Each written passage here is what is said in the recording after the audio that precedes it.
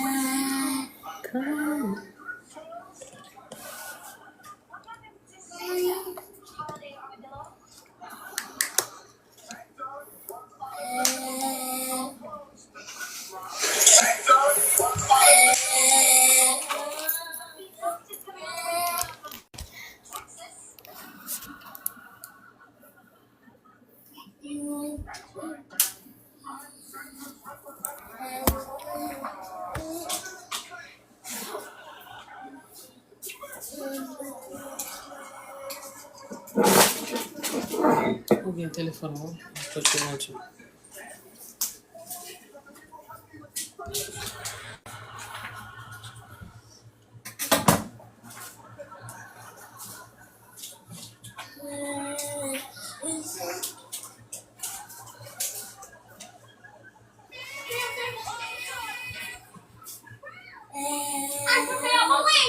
Hey, quiet, please.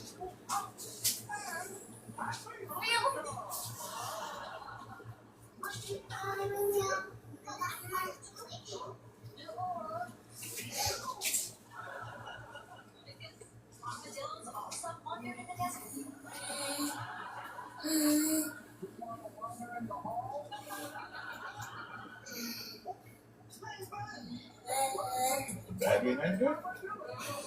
What better? The battery that I just put.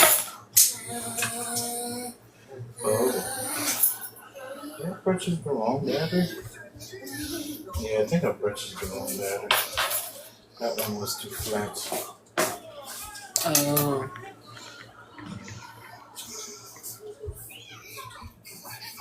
Okay. Oh, see it. Okay.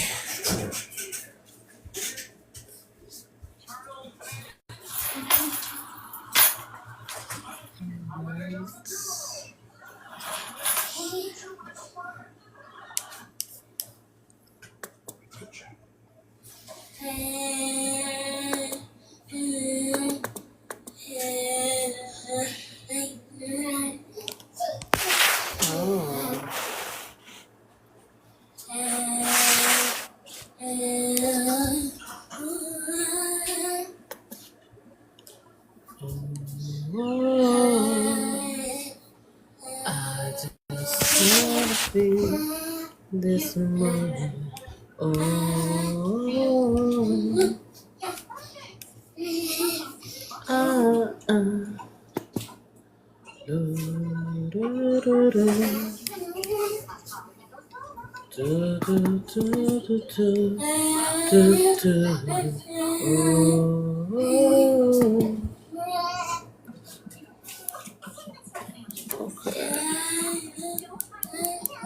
Alright, so we're about to start in 5 minutes.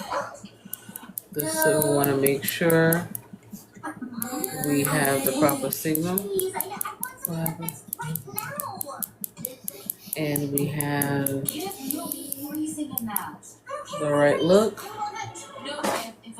So that's what, yeah, it's too loud.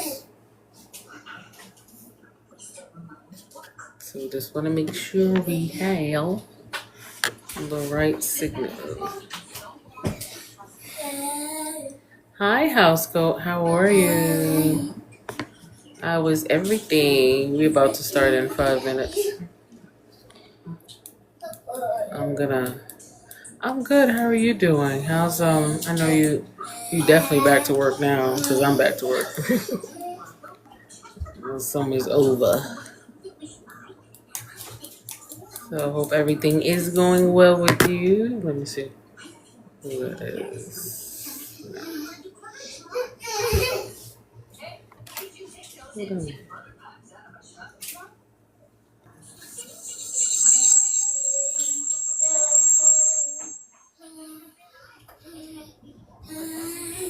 back at work. Yeah. Is it still warm in North Carolina?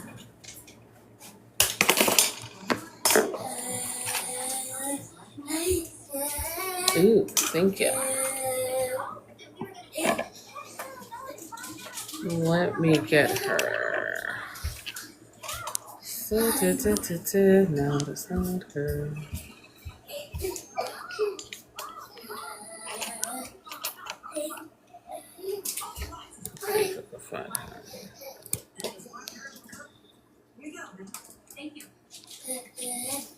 Oh, it's cool now? Okay. Yeah. It was warm yesterday, but you could still see the difference now. It's cooling down. Make sure my volume's up. Waiting for the guests. We're about to start in 3 minutes. Yeah. All summer and it's starting to get darker earlier too. Thank you for the roses. Thank you. Thank you for the roses. Appreciate it. Appreciate it. Let me set a new goal. Okay.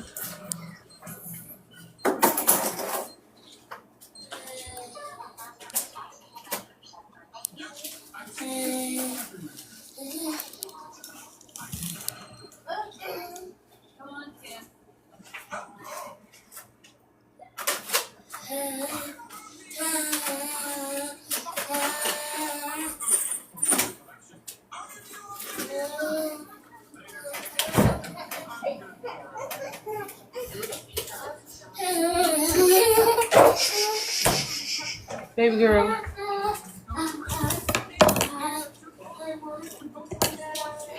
It was great. It was great. We had fun. We stayed in the States. We were in Virginia, so we had fun with the girls. But we were able to get away from them too and have fun on our own. So that was nice. Appreciate it. So now we're working on the 15th year. We're working on year 15. Get to year 15. It's our next goal. Alright, let me send it to a few people.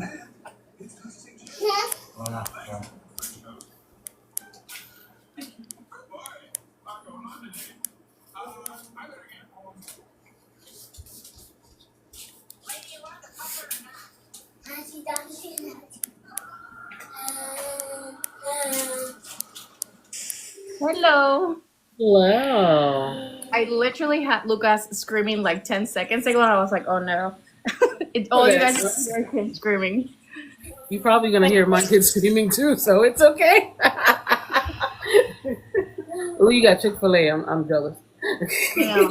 I was like, I need a little drink or something. Let me share this on my stories real quick. Okay.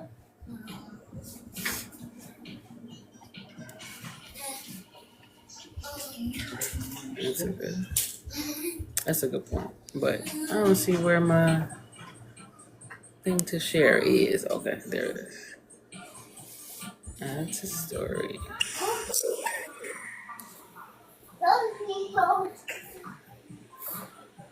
Yeah.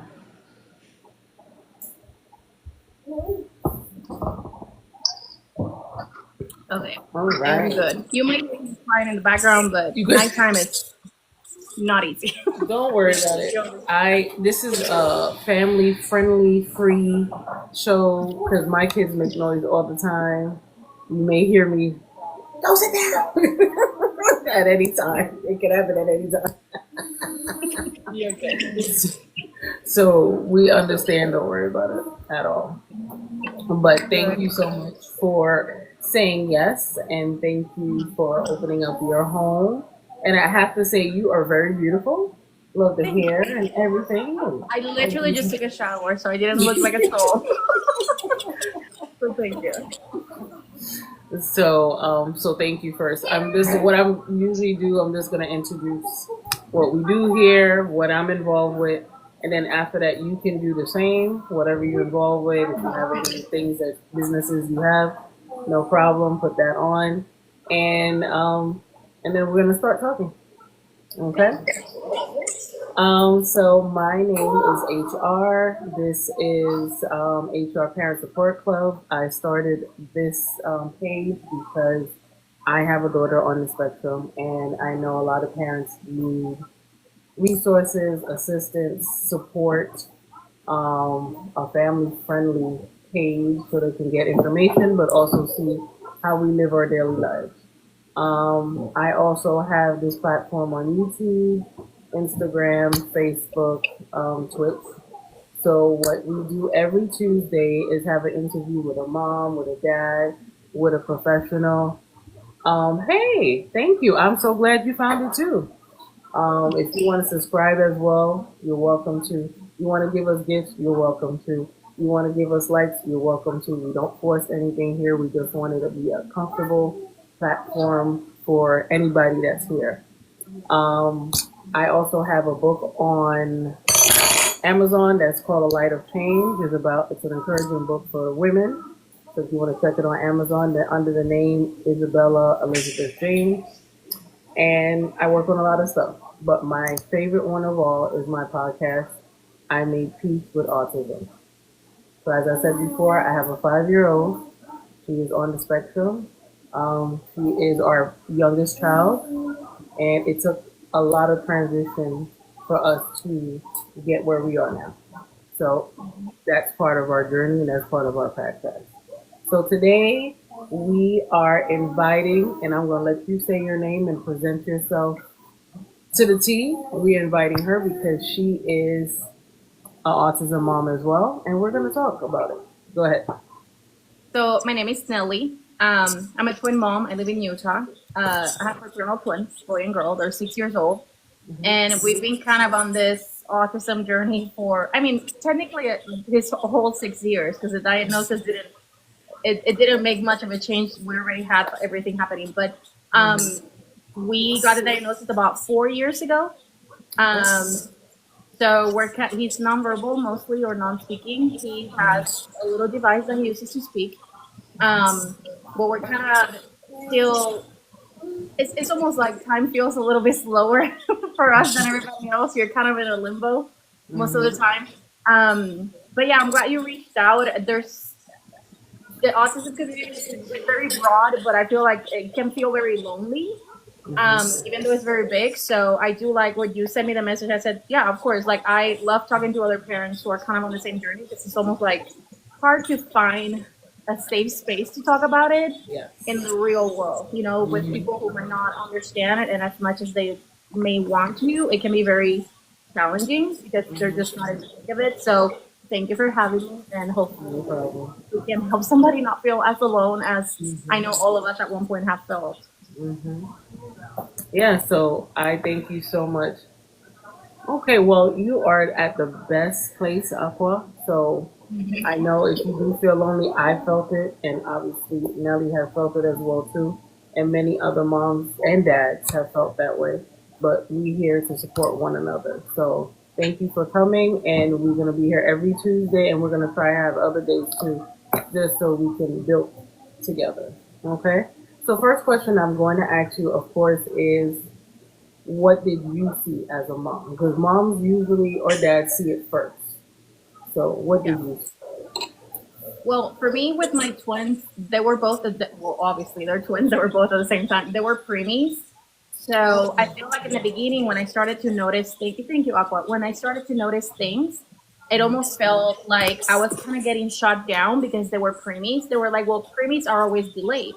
And I was like, yeah, but my daughter is doing certain things that my son wasn't. So even though they were twins, I could see a difference. And I would say from the beginning, we noticed that he used to cry a lot. He used to have certain things that we couldn't understand. Like even as a baby, even as a 3-month-old, he would love to stand underneath. Like we would have to carry him underneath the ceiling fan so that he could go to sleep. And it was something that was repetitive. And even at 10 months old, he was twirling toys. and the wheels. He would go through, and I was like, I think something's happening. And I would mention it and mention it. And I got shut down a lot because they were preemies. And they would say, well, boys tend to be slower than girls. So that's probably why, even in the NICU, I remember them telling me, you're going to notice that the girls do better in the NICU than the boys. And then they have like a certain order of like, also depending on ethnicity and everything of which does better in the NICU, and boys tend to do a little. They have a rougher time at the NICU than the girls. And even from the beginning, I feel like I have to keep advocating for him and saying no. I know that something else is going on, and it's okay. We'll deal with it, but in order to get the process moving, we need a diagnosis. And he was too young. He said, so I said, okay, let's wait and see. But I'm not just going to sit down and wait and see. We put him in intervention, and then we did the, what's the word? M something? The one that is like 20 questions. And I know which one you're talking yeah, about. it's like 20 questions, and they can 20 tell you if questions, you're yes. high risk for autism or not. And he was like, he only got one that wasn't a yes. So he got 19 out of 20 or something like that. They were like, oh, and I was like, how much does he need? And they were like 3 or 5 to qualify to have high risk for autism. And he marked all of them almost. And I was like, can you guys listen to me now? So I feel like I was just like pushing and pushing, and that hasn't really changed much in 6 years. I feel like this is our life. And it's hard. It was kind of hard in the beginning because I felt like even for my husband, funny enough, my husband, who's an educator who has worked with autistic kids, even he had, I feel like this happens a lot maybe in between parents, but there's always one parent who sees it first, like you see, and then the other one's kind of like, no, really, like, and I'm like, you work with kids like Lucas, you know, but I think it was kind of the denial of like accepting that something could be wrong because you never want your child to have any sort of trouble. Yeah. Like as a parent, that's the last thing you want. So we kept pushing and pushing, and then we were able to get him on early intervention. My daughter wasn't talking either. Both of my twins, it was 3 years old, and they still were not talking. So they were like, see, it's because they were preemies. I was like, no, it's not because she has her own delays. She has some hearing issues that we just found out now at 6 years old, which explains a lot of that. But for my son, it's like, yeah, it's like you just kind of know that something was happening. Something was different. Yeah. We finally got the diagnosis at 2 years and 10 months. And I had to push for it. And they even told me, oh, he's kind of young. And I'm like, no, we're doing this now. And that was the only way that we could get a diagnosis. We had to really push for it.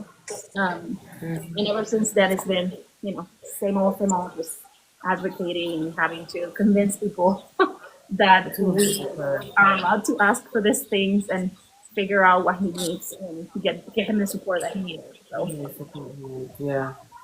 Okay, but Mom, I mean, I am so proud of you for keep pushing because our babies need us. So that was one thing that you already said, that it's for any other mom that's there, keep on pushing. Any other dad, keep pushing, because they usually tell you, oh no, it's not a big. I heard the same things too, and you gotta keep on. Yeah, I was like, oh no, she's almost there, and the only difference with you and me is that you have a twin, but I have an older daughter. So you knew. And so I was like, she's not. Something is off. Yeah, so something's not working. So parents know. They know. They definitely know. What are some of the things that you did to help your son and your daughter too, because she needed? Well, we started with the initial thing that I could figure out because I didn't know what I was doing. I mean, I sat down. The first thing I did is just sat down and go to Google. I didn't know what to do. I went to Facebook. I started looking for mom groups. I started looking everywhere, and there was just not. There was almost like the stigma around it. So people were just kind of starting to be more open about it. So I started researching and looking for other parents that were going through the same, looking for information online. Everything was pointing to autism. So I then pushed to get him finally find a doctor that would do the evaluation because I knew that something was up. So after that, we did early intervention. I've been kind of, in our case, and it's something that a lot of people don't talk about maybe, because, and I don't know how to say it nicely, but I feel like a lot of people don't talk about it because they're within a bubble of the privilege to be able and the luxury to be able to afford the services, but a lot of families like ours are not able to afford the services. Yep. And obviously, the first thing they say is put them in ABA, and ABA was $1,500 a week out of Yep. pocket, and that was with insurance that we already had, and that's the part that people didn't talk about online. It was like, this is not accessible to us. Like, my husband is a teacher. With that, I tell you everything. I was a stay-at-home mom since I had twins. I couldn't afford daycare. I was working to pay daycare, and both the twins got RSV when they were 11 weeks, and they were preemies. So they were in ICU for like a week and a half. I couldn't risk it anymore. So I quit my job to stay with them. So we obviously couldn't afford the therapies that everybody else was doing. So I went to every school district. I went through like different parenting centers and places. We used to live in Texas, and when I figured out how long the wait list was going to be for stuff, it was insane. It was insane because we don't qualify for Medicaid because we make too much. So it was just kind of get on the wait list. But the wait list in Texas was 13 years. I was like, what am I going to do? So Hold my on, husband hold on. finding a better job. Yeah. Run that back. You said 13 years. In Texas for getting a Medicaid waiver. So if you're somebody who doesn't qualify for Medicaid because of your income, they have waivers, meaning they can waive your income and say, we're not going to count the income. We have a few funds that we can use towards giving you the Medicaid as your secondary insurance, but you have to get on a wait list. And I have a friend who has an 18-year-old in Texas, where at that point he was 18, he's 20 something now. He's nowhere near done the wait list. For her, they told her the wait list could be 13. For me, they told me it could be 7 to 8. It depended on when you signed in and what number they put you in the list. There's people who are waiting. That is crazy. Because Because 13 years, that child's going to be almost old enough to do talk a stuff lot on about their early own. intervention. Yeah. They say early intervention, but that's not always accessible to people. No. So we ended up moving to Utah, and we've been on the wait list for that same waiver for going on 3.5 years now. So it's kind of like I had to figure it out. So I did a lot of stuff at home. I did research. We did try ABA. It didn't work out for us. My son did not do well with it. I was there with him while they were doing it, and it just didn't work out for us. It was just not the style of things that it was just too pushy for him, if that makes sense. It was a lot of demanding, even though it was through play and they were very nice about it. It was making him self-harm a lot and self-injure at 3 years old. And he was starting to like bleed in his arms because he was scratching himself. At the moment that we started him in IBA, he started with all these behaviors. So we took him out and those completely stopped. They told us go to another center, but then we got a $1,500 bill for 5 sessions. And I was like, how are we supposed to afford it? So I didn't have the luxury of going from center to center until I could find the best place, because the money was just not there for us. So I did a lot of stuff at home, and then we went through the public system, even though it's not great, but we went through the schools, and we were able to find him an autism preschool classroom within the school district. And that was like life-changing for him because he got a really good teacher, and it was a small classroom. The year after that, he went again into pre-K too because it was New York.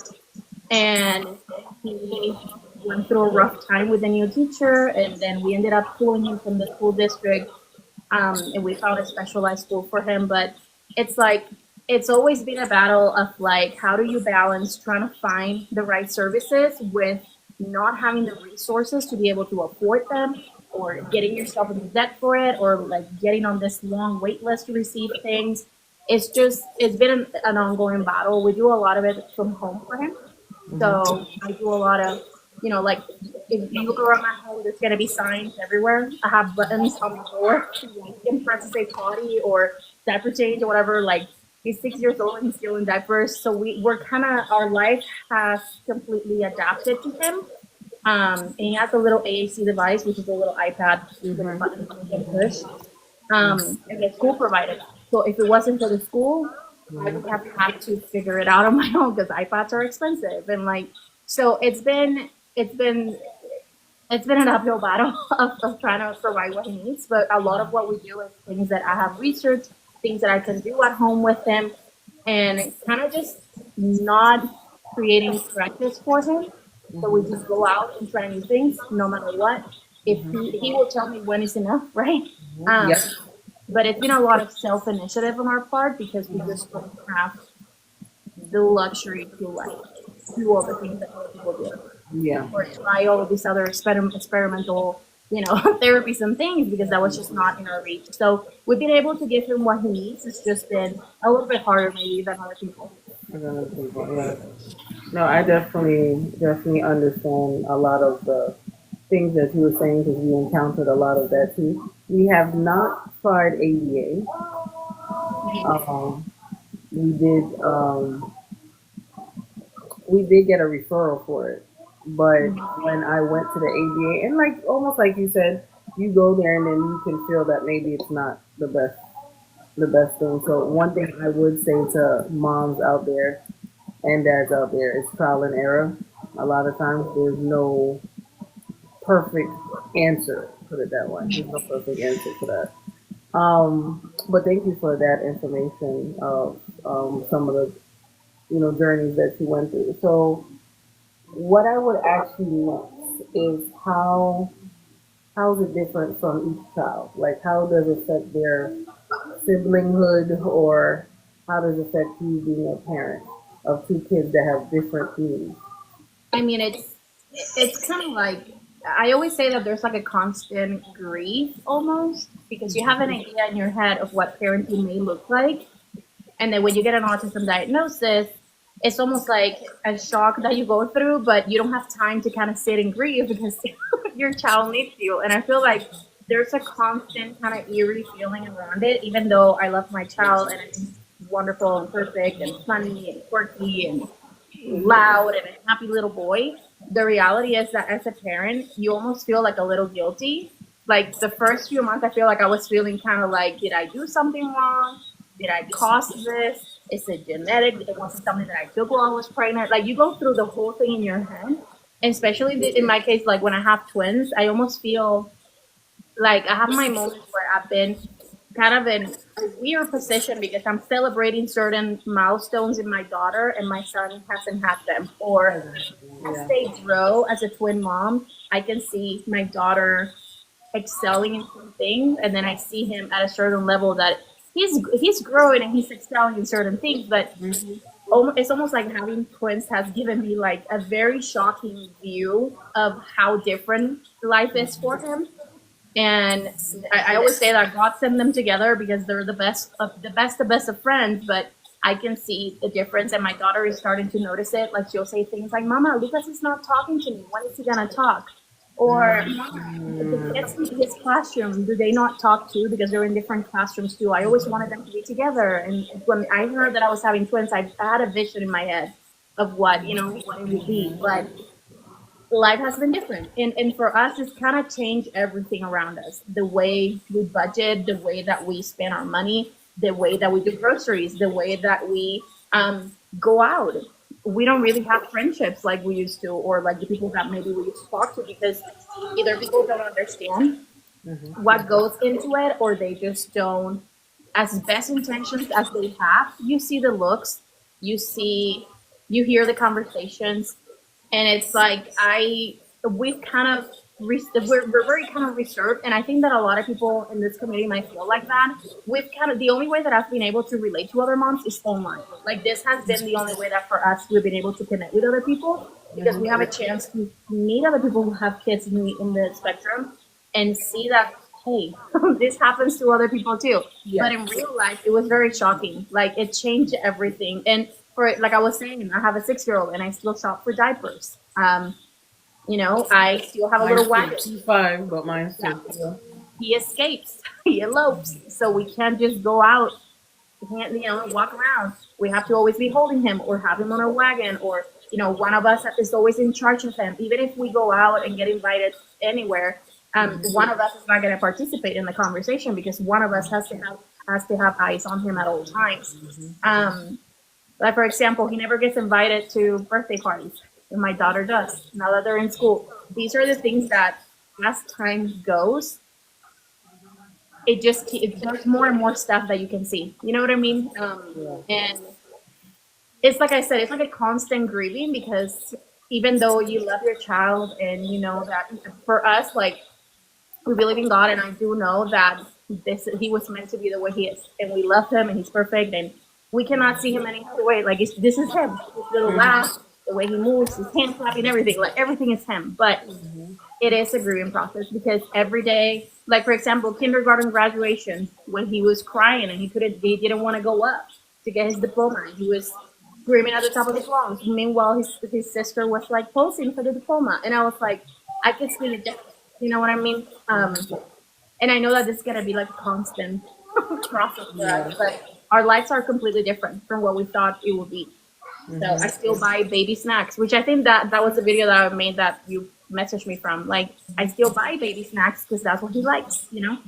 So it's definitely not the life we thought, but it's our life. We love it. I mean, it's hard, but we love our kids, and you just do what you have to do. You know, people will tell you, I don't know how you do it. Do the same way you would have. The same way you would have. When you have, if you were in my shoes, you would do whatever you needed to do for your kid. Yeah. A lot of people will tell you, you're so strong. And I'm like, I have no other option to be anything else because your child's needs are not going to stop for me to have a crisis, you know, or feel bad for myself. We do what we need to do, and it's hard, but at the same time, like this is our life, and we're kind of used to it almost at this point. Yeah. We kind Yeah. of have to change our vision of what the future looks like too, but that's okay. That's okay. Do I wish things sometimes were different? Maybe. Um, you don't like the struggles, right, for your kid. Nobody wants their kid to struggle. Um, but it's kind of like a type of acceptance of what the reality is of your life and kind of grieving for the life you thought you were going to have. So it's kind of like an in between. I don't know how to describe it. Hopefully that makes Yeah. sense. No, it makes perfect sense what you're saying. But one thing that I give advice to parents is that you got to change your whole mindset now. Whatever mindset you thought was going to happen, just Yeah, this is your life. yeah, it's a whole different yeah, it's a whole different thing now. So you have to now adjust it to your new life. Because if you keep on thinking about what you were thinking, you're Yeah. not gonna be And happy. I think there's like a balance of like you have to allow yourself to feel the feelings. Like your feelings are valid. It's okay to grieve. It's okay to feel like what happened. Like this is not what I thought would happen. Like I didn't think I would be changing my son's diaper on a bathroom floor at 6 years old because he's too big for the baby thing, or there's no baby changing table for adults in the bathroom that I'm in. And those are the moments where all those feelings will come back, right? When I'm at the store and my son is having a meltdown and people around me are completely judging me, yes, I'm gonna feel those feelings, and I allow myself to feel them. But like I said earlier, I don't have the time to live in those because I feel like almost if I drown myself in that, I'm not gonna be able to enjoy life. And at the end of the day, Yep. this is our life. Yep. And I think there's a balance of like allow yourself to feel the feelings because they are valid. Gosh, like this is not easy. Nobody expects this to be their life. And it can happen to anybody. Anybody can have a child with special needs. It can happen to anybody. So feel the feelings, but yeah, there's you have to find a balance of like accepting that this is your life and finding the beauty in it. Because there's a lot of beautiful things to it too. It's just especially if your child has really high needs because this is expected. There's kids who may not have as many needs as others. Yeah. When you have a child who has really, really high needs, it's going to be a little bit more of a battle to kind of balance out your feelings because you're going to have days where you're just kind of like, what the heck am I supposed to do? Like, it's not just that he may be picky or that he may still be in diapers, it's that he's self harming. He runs into the street, he could get hit by a car. Like, our life is like a constant stress. So finding that balance is harder, but it absolutely can be done because, like you said, it's a lot in your hand. Mindset is everything. If you are not able to find the joy in the little things every day, it can be very overwhelming. So finding that joy has been like key for us surviving and having a great life, even though it's hard. Mindset is everything, like you said. Just finding that balance. Feel the feelings, but don't drown yourself in them because you don't got time for that. Yes, yes. And your child feels it too. Oh Um, yeah. If yeah. you feel like they're a burden, they're gonna feel like a burden. They are there, they're present, they're listening, They and they're very smart. always yeah. Yeah. They very smart. They know what's going on. My daughter can tell when I'm tense and when I'm upset and when she can tell when I'm happy. Because she's not, I know nonverbal has a umbrella of things. I don't consider her nonverbal. I consider her limited speech because she does Mhm. speak when she feels like. Yeah. I call it speak when she feels like it. I think But it's called selective mutism. Sometimes some people yes, say selective mutism. Yeah. yes, selective. Yes, that's what I would say for her because there's times she would say "I love you." There's other times she would say "Mommy," "Daddy," And then um, nothing. what she want, and then other times she's looking at me. I'm looking at her.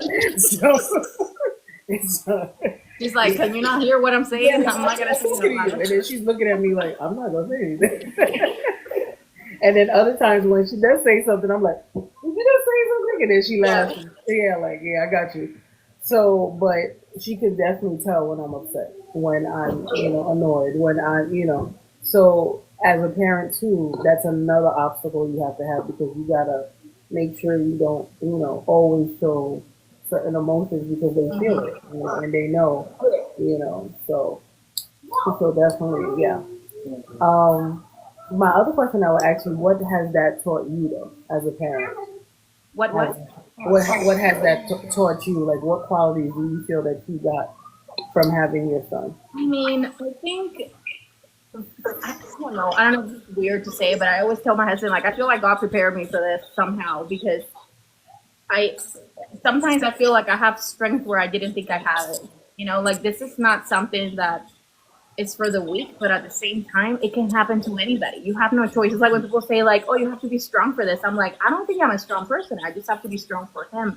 And I have found myself in moments where we've had an awful day or something happened, and you gotta, like you say, you gotta put a smile on your face and help that baby out, like get what he needs. Once he's in bed, sometimes my husband and I would just sit in the couch and be like, "Oh my gosh, like how did we survive that?" But at the same time, it's like I feel like having to deal with all of this and having to give so much more than you thought you had to, like I was saying earlier, you might go in the store and you see parents walking and their kids just walk behind them. That's so random, but for me, that's the thing that I'm like, oh, that never would cross my mind to just walk without holding him. But I feel like I have turned into kind of like what he needs. I don't know. Like I feel like I've had to kind of almost become a chameleon. Like you just like adapt to whatever life throws at you. So even though it's been hard, I feel like it has made me even a better person because I feel like it's not that I'm putting my needs aside because as a mom you do have to be conscious of that of not losing yourself in it. But I feel like it has made me a little bit stronger in the sense that I'm more capable of so much more than I thought I ever would be. Like there are so many things that I've done for my child, or even seeing myself in the IEP meetings at school and talking to other people. I'm like, I remember being like not able to speak my mind up, being a people pleaser. That is out the window when you have a social media child. I'm like, girl, it ain't happening. You're not gonna be pleased with us. We're gonna be loud. We're gonna be like it's gonna be chaos, but it's our life. It's our chaos. So I feel like it's almost like I'm no longer able to care for things that I used to, and it's not a bad thing. I feel like my priorities have changed. I feel like I enjoy the little things a lot more. Things that people may take for granted. So for us, even the little things, the little wins, we're gonna celebrate. We celebrate everything. He meld the flour without destroying it with his hand. I'm like, oh my gosh, you were so safe hands. Oh my gosh, how nice. How nice you didn't destroy the flour. Even something so simple. Or like today, the teacher said he didn't take his clothes off, and I was like, yes. He stayed fully clothed the whole day in school. So I feel like I'm able to enjoy the little things more. I'm able to kind of I feel like before in my 20s, before because it took us a long time to have my twins. It took me like 5 years. I started trying around 24. I started trying to have kids 25, Okay. and I went through infertility for 5 years, and then I finally had my twins. I was done after that, Okay. but had my twins, and I feel like in my 20s, I used to care for things that now I couldn't care less. My life is so different. Having him has completely changed my view in life. I don't care about anybody else's opinion. I don't care about having the fanciest anything. I don't care about so many things that other people find like they're big deals, and to me they're so trivial now because my son was able to eat his food plate today, or he was able to not stand at the teacher's desk yesterday, like the little things. And I see how he sees the world, And I feel like it definitely has made me a way better person. I feel like I'm not as focused on just random stuff that used to concern me so much. Pleasing people or making sure this person likes me or not. Girl, I don't care anymore. I'm just like, I'm trying to enjoy life to the fullest Yeah. and give my babies the best life that I can. And having him and seeing how he doesn't care about none of that. Yeah. And that's the reason why he's so happy. Even in the struggle, this kid is the happiest little boy you will see. Mhm. Even if he has moments of self injury, and even if he has moments of crying his eyes out and screaming and throwing things, and we go through a lot of stuff with him, he's still the happiest little boy. And I'm like, if he, with all his struggles, can go through that, it has only made me a way better person because of it. So I'm glad that even though this is not an easy life, I'm not saying I'm like, oh, I wish everybody had a special needs child because it's really hard. Yeah. Has only made me a better person, honestly. And my husband and I just don't care about the things we used to care anymore. And like, we just enjoy the little things, and it gives you a new perspective in life. It really does. That's good. That's good. And what is an advice that you would give to a new parent? So you have a 6-year-old. Let's say this person now has a newborn, or they were just diagnosed at 2. What advice would you give that parent? Um, I think just trying to remember when I'm trying to remember when I first got the diagnosis. I remember being extremely overwhelmed and extremely feeling, I don't know, like feeling guilty, feeling like I have to find a reason for it. I was so focused on finding a reason of why it happened or not. And I remember being so like emotionally drained, and I was drowning in the diagnosis. And this is very common to happen to new parents or parents when they are brand new with a diagnosis. It is like, it's normal, okay? It's fine if you feel it. But my advice would be to not dwell on it, to kind of feel your feelings, allow yourself to feel them. Don't like bottle them in. Allow yourself to feel them, but just go out and do it. Trust your gut. I'm telling you, my gut has gotten me really far in this autism journey thing with my son, because even on the IEP meetings and things like that, you're gonna feel so overwhelmed. Do your research, figure things out. If you don't know something, go look for it. Don't just trust the world to be fair to your kid, or don't trust the world to be fair to your family or understand. The world is a cruel, crazy place that is not made. Unfortunately, it's not made for our children. It's not made for them, and they're gonna struggle. You're gonna find so many roadblocks. Allow yourself to feel the feelings. Don't get stuck in them. Move on to them. Even though it's always gonna be there, like I said earlier, it's always gonna be there. Don't just dwell in it. Get up, do your research, reach out to other people. There's so many people out there that are going through the same thing. Like, the reason why we're doing this too. There are so many people out there who are going through the same thing that you are, and you have no idea. Yep. So allow yourself to feel the feelings. Reach out to people. Go and look. There are hundreds of thousands of families out there going through the same thing. And if you have questions, ask them and trust your gut, because even if you don't know anything about autism, I didn't do anything. I didn't know anything. My husband had worked with kids who had autism, but he really didn't know anything about it. I didn't know what it was like to be a mom to an autistic child. I didn't know what to look for, what the diagnosis meant. I didn't know what to ask for when I was doing IEPs and meetings and all that. You're not going to know it all. But there's one thing. You are the parent. That is your baby. In your gut, you know what your child needs and what your child is trying to tell you. So trust yourself, because being a parent on this journey is going to be really hard. You're going to have to advocate a lot. You're going to have to fight with people sometimes about it. You're going to have to go through hurdles every day to get what your child needs. But focus on trusting your gut, do your research, and reach out. There's a huge community out there, but unless you try to look and you stay in your bubble, the longer you stay in that little bubble, the harder it is. And I'm telling you, because I stayed in that bubble for a long, long Me time. too. I made it so hard for myself.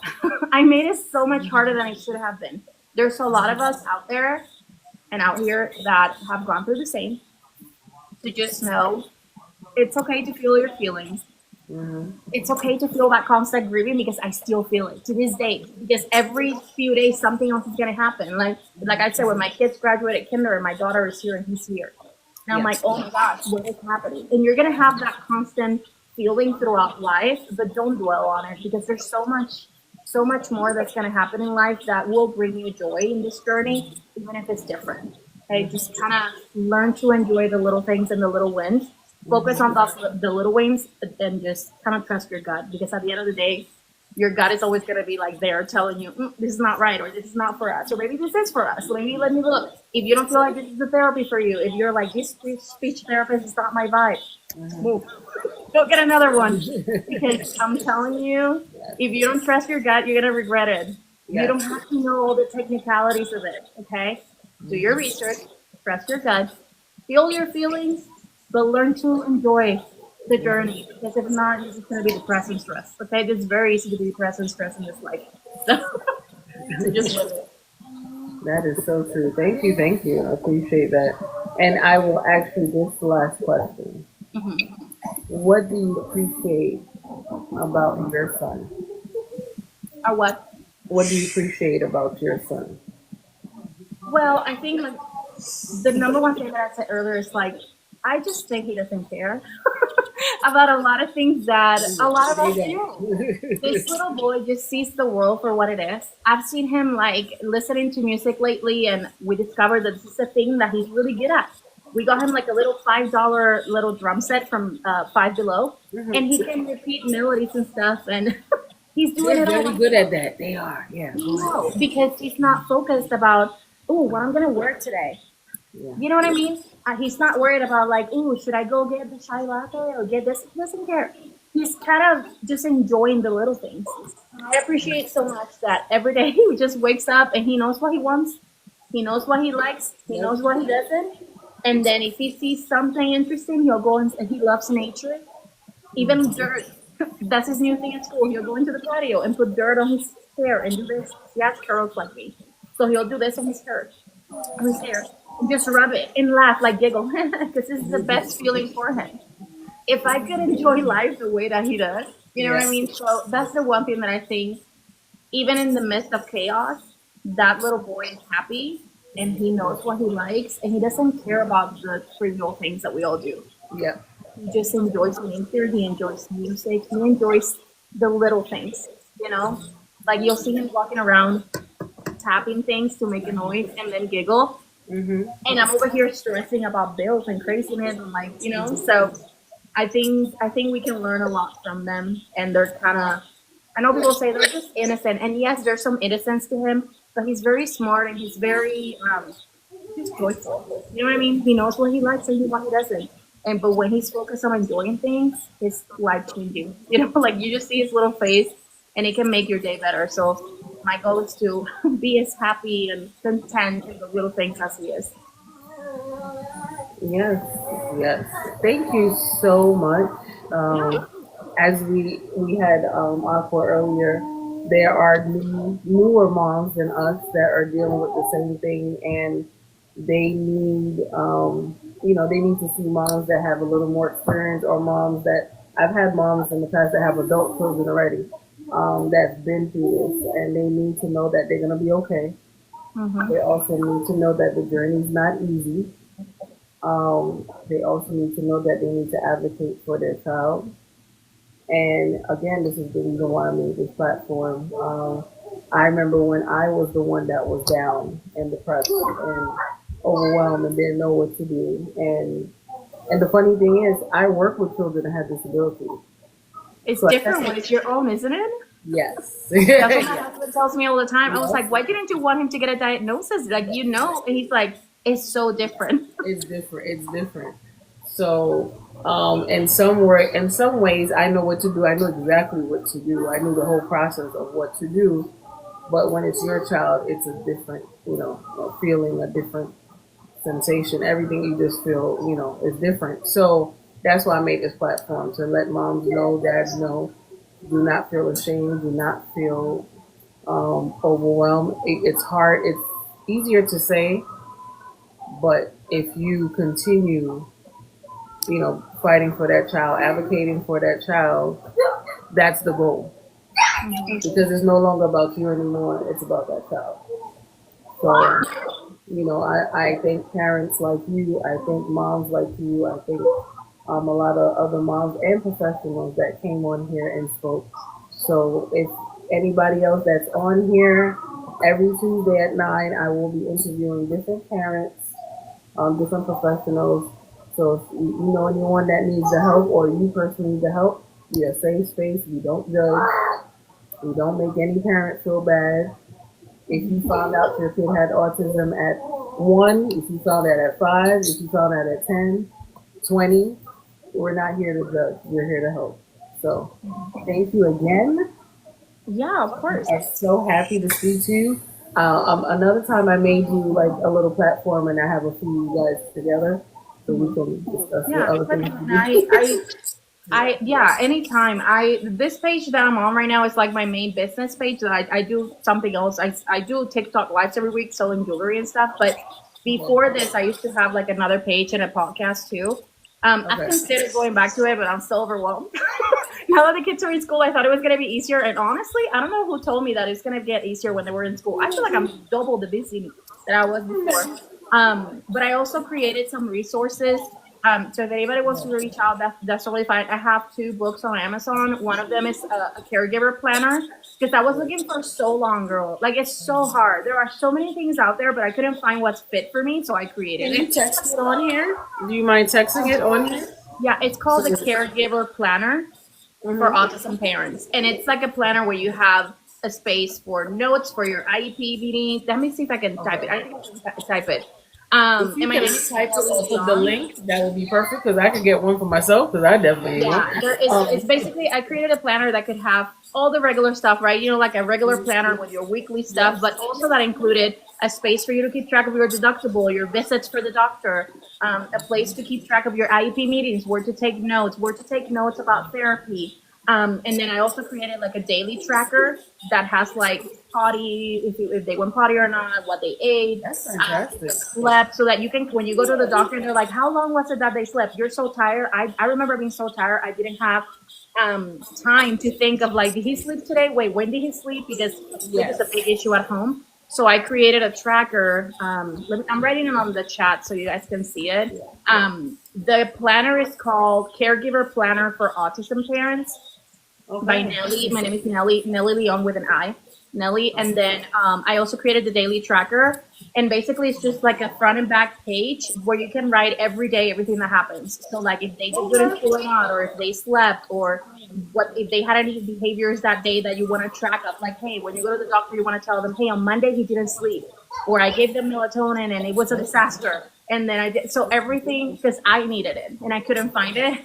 So I created it. So it's the Caregiver Planner for Autism Parents. And I can send you the link later.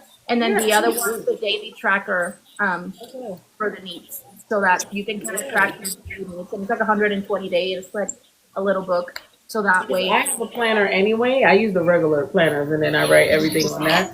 That will probably be better for me because usually I'm running out of space. I write everything down. This is the thing. There were so many things online that you could find, but I was like, none of it fit. And I remember getting others, and it was just a regular planner that they just stick a random cover on it that said autism to get a few bucks from autism parents who were desperate. And I was like, nope, I'm gonna create this. So I made it, and then with the daily tracker is because I am so exhausted. I can't keep track of everything. So I'll send you the links for it, but they're both on Amazon and they've been kind of hanging there. But I have them for like 3 years. But I just created what I thought I needed. So, but like I said, it's the same thing. If you don't find something, you can create it or ask around because the resources are out there. And if they're not, somebody probably made one. Yeah. So, yeah. And that's the point of this platform, like to put the resources out there. Look at that. You have a planner, put the resources out there for anybody that wants to know. I'll definitely post it on my page again, and I will get one for myself because I need it anyway. And that's the point. We want to help each other out. That's helping a lot of parents out. Because between therapy sessions for that baby girl alone, as if you can hear, that's her making the most noise. And you do need it. So thank you. I have meetings tomorrow with his teacher, with his speech therapist, with the OT team at school. Yeah, so many things. Like it's a lot of stuff to track and keep, your brain. It's like I feel like my brain is fried half of the time. But honestly, this is our life. This is what God gave us, and we find the joy in it, even though it's extremely hard some days. And I'm not gonna lie that there are days that I'm like, I'm gonna run for the hills, and y'all are gonna have to figure it out because I'm done. But you never do, because at the end of the day, this is your life. This is what God bless you with, and you just kind of take it for what it is. Trust your gut, and you just do it. You just do it, and there's joy in it too. Yep, that is true. Well, thank you again. Yeah, of course. This is HR Parent Support Club. We are here again to support all parents. We thank you. We have this live every Tuesday at 9 a.m. If anybody have any questions, you want to write it in the comments for Miss Nelly. We will be glad to answer them. If not, thank you, T. We are so happy that you were here to support. We also want to thank everyone else that was here to support. If you have any questions, you can DM us. You can ask the question here. But again, Nelly, I want to thank you. I appreciate you. And thank you for responding so quickly when I did reach out to you. I really appreciate that. And, anytime that we have any more, hey, Danny, thank you. Anytime we have any more platforms where it may not be an interview like we're doing today, but, it's a group of autism moms talking together, I'll definitely Just let me know. give you a ring. Yeah, of course. Just let me know. Thank you so much for having me, though. I appreciate you. Thank you so much. And say hi to your beautiful children for me. I know I will. My husband is putting them to sleep, so he was screaming up until like 10 seconds into us starting the live. But one of us has to lay in between their beds so that he will go to sleep without like jumping around and trying to get on the window and all that. And we don't go to sleep, so we can stay there for like 2 hours. So my husband right now is on it. I'm gonna go switch with him in a little bit. You're gonna switch with him. Gotcha. Tag team. It's Tag a team. team. Dream team. Thank you so much for having me. Okay, and if you need anything, just let me know. I'll send you the links later for this stuff. All right. Thank you so much. All right. Bye bye.